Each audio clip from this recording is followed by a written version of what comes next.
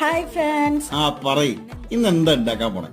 ഇന്ന് നമ്മള് chicken fry ചെയ്തിട്ടാ ചിക്കൻ കറി ഉണ്ടാക്കാൻ പോണത്. അത് കൊള്ളാം, അത് കലക്കും.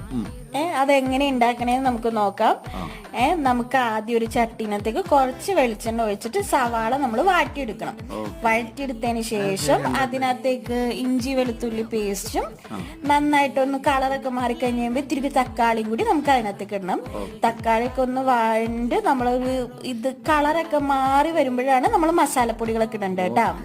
മസാലപ്പൊടി എന്തൊക്കെ വേണ്ടതെന്നറിയോ? മസാലപ്പൊടി, മുളക് പൊടി, മഞ്ഞപ്പൊടി, അങ്ങനെയൊക്കെ ഇല്ലേ? മുളക് പൊടിയും മഞ്ഞപ്പൊടിയും പിന്നെ ഗരം മസാല, ചിക്കൻ മസാല, മല്ലിപ്പൊടി, ഇത്രയാണ് നമ്മൾ ഇടുന്നത്. ഇത്ര ഇട്ട് നന്നായിട്ടൊന്ന് മൂത്ത് വരണം. ഇതിന്റെ പച്ചമണമൊക്കെ, മസാലയുടെ പച്ചമണമൊക്കെ മാറി കഴിഞ്ഞ് കഴിയുമ്പോഴാണ് ഞാനിവിടെ കുറച്ച് വെള്ളം ചേർക്കും. ചേർക്കാത്തവരുണ്ട്, ചിക്കൻ ഡയറക്റ്റ് ആയിട്ട് ഇടുന്നവരുണ്ട്. അപ്പൊ നമ്മൾ ചിക്കൻ ഇടുന്നതിന് മുമ്പ് കുറച്ച്